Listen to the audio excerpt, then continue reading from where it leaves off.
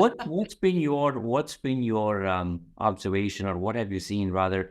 Like typically people say that, if I'm a startup, I'm gonna likely be more curious because I'm trying to solve a problem or identify a niche or something. But maybe when I get to a large company or become this very big company and very successful company, sometimes it just kind of gets lost. So are there companies that come to mind that you feel that, they somehow have retained it? And then what does it take for them to, keep that? Because in any large organization, it's just that much more difficult, I would imagine, right? Because you're It can be. global. Yeah. And, how do you, you have a control over a team, but, if let's say, for example, you have Walmart, like you got more than 250,000 people. It's just Right. impossible, right? So just one curious to know, are there companies that come to your mind, and what have you seen, why it works, if there are any success stories? Well, it's really interesting because I wrote about a lot of success stories in this latest book. And when it comes out sometime this year in 2024, you'll get to read a lot of those. But something that comes to mind as you're talking about this is something created by a guy named last name was Randall at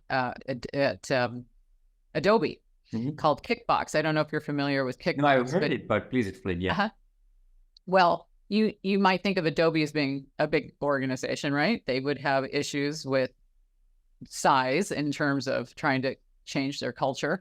So they assigned him to create a way to become more innovative. And he developed this, and it ended up being open source code you can get out there for free. You can go to kickbox.org and download this kickbook.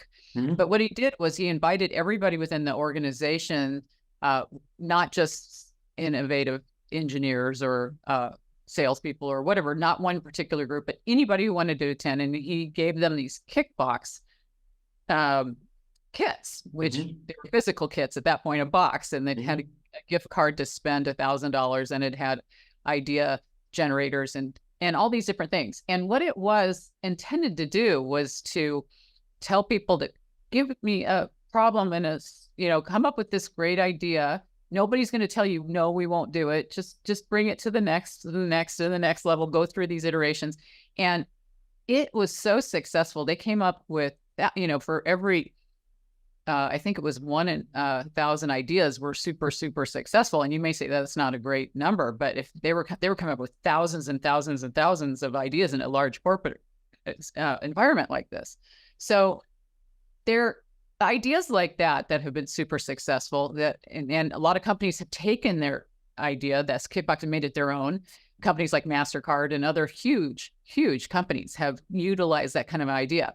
I've worked with like Verizon, another Hmm. big company here in the United States, Hmm. is had me come in as they created a culture of curiosity. You might think that they're a very big company that might have a problem with that, but they did a lot to showcase that they embrace curiosity in everything that they did. Like they brought me in to talk about the value of curiosity, and we created these videos. Hmm. And not only did I talk for a few minutes, nothing long, but then they had employees who really exemplified success based on their curiosity, talk about how they utilize curiosity to be a success. And then they would play these videos throughout their onboarding process, throughout all the Wow. stores, throughout everywhere, to showcase that this is what our values are.